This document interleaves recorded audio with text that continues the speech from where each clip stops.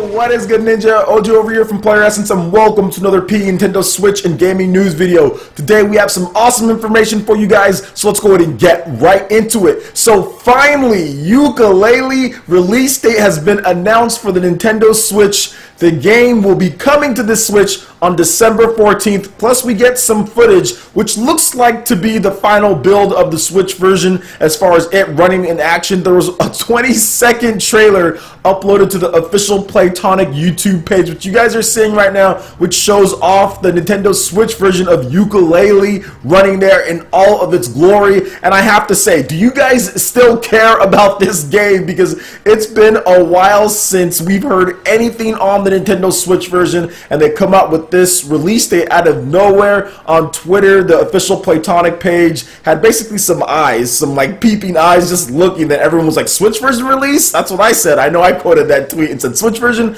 and here we go. We did get a Switch version announced, and overall I do think that it's great that it's coming in 2017. Not, I guess, too long after the PS4 and Xbox One, depending on your patience levels, because this game came out back like what, in May or something like that, April, May-ish for PS4, Xbox One, PC, somewhere around that time. And yeah, so it's been a while. It's been a while, and it's had a long road to come to a Nintendo system. Originally for Wii U, then canceled, then to Switch, and then all the delays. We do know that this game runs on Unity, which is having some issues on the Nintendo Switch. Unity does not run the best, but Nintendo and Unity are working together in order to get the updates out to help things out. Now, what we do know is that they've been waiting on an update to Unity in order to really kind of fine-tune and optimize the Switch version of the game. So that's the reason why it took a lot longer than what they originally anticipated for it, just because Unity's a bit junky on the Nintendo Switch. But it seems like that update launched and things are getting better because they were able to finalize a release date and get it launched in 2017. So at least it had that. You have to remember that the Nintendo Switch is still a new platform. Things are still being added to it when it comes to developer tools, and some games will take a little bit longer to come out, especially in the first year or so of release. So what do you guys think about Yooka-Laylee hitting the Nintendo Switch on December 14th? Are you still excited for this game? Pre-orders will go live on December 7th, so you can check out all the information, link in the description below. Alright, and moving into the next article here. According to Japanese Nintendo and Famitsu, where the information comes from, Super Mario Odyssey sold 63,538 copies on the Japanese Switch eShop in its first 3 days, according to Famitsu. Now, to further up on this information,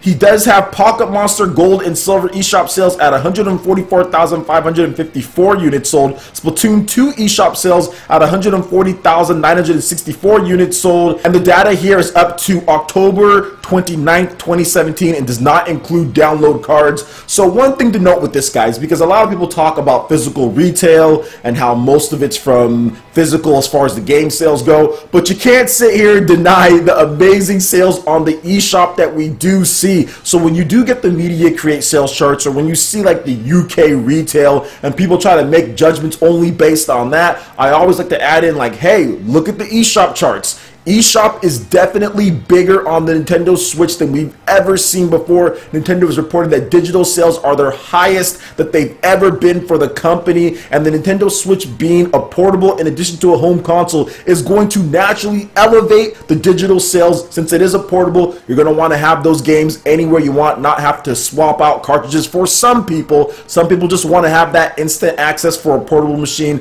and not have to bring like a case full of cartridges with them for certain games, stuff like Pokemon, maybe like Splatoon if you're going to be playing it a lot. So you can't discount these sales, because adding in another 144,000 plus to the sales total of Splatoon is a big difference. Adding in another 63,538 copies, almost 64,000 copies of Super Mario Odyssey pretty much in the first 3 days, and that is a bigger total than a lot of places when it comes to the retail charts. Like for example, the UK, if you sell 63,538 copies in the UK on day one or in your first week, you're going to be up there high on the charts. So that's why I always like to say, like, hey, you got to look at the eShop sales as well, because these are big sales for Nintendo when it comes to things, and it definitely factors in overall. So what do you guys think about the sales here for Super Mario Odyssey, breaking 64,000 copies on the eShop alone in the first 3 days, in addition to Splatoon 2 hitting 150,000 almost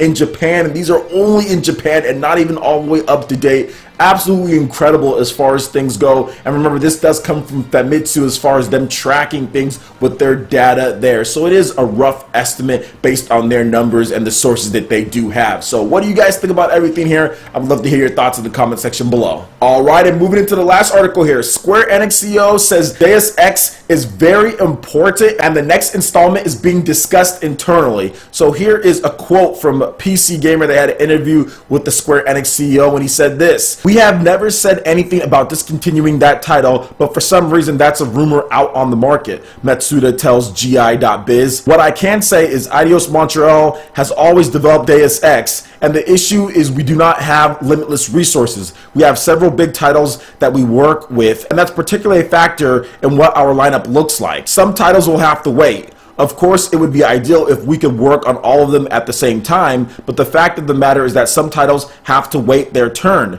The reason there isn't a Deus Ex right now is just a product of our development lineup because there are other titles we are working on." Somewhat similarly, Matsuda described Deus Ex as a very important franchise before stating he and his colleagues are already internally discussing and exploring what we want to do with the next installment of it. So here's the thing with this, guys. A lot of people like to make up stuff when something isn't going well, or if it's perceived not to be going well. Somebody will say something, "Oh, like the sales weren't there. Oh, that means they're not going to be working on it. Oh, there's a rumor now all of a sudden that this game isn't going to be in production anymore because of the sales and all that." And that's usually how these things start. Even though Square Enix and Eidos and nobody has came out and said that Deus Ex is gone or the franchise isn't going to be here or anything like that. All right, so I never reported on that rumor or anything of the such that I can remember of. At least I hope I didn't. And I've always been a big fan of the franchise. I actually have the Wii U version of the game right here, the director's cut, and I also have right here on the Xbox 360 as well. Plus I have the PC version of the newest one that they released. So I've always been a big fan of the franchise as far as when they kind of rebooted it with Square Enix. So I want to see this franchise succeed. I want to see what they're going to be doing next.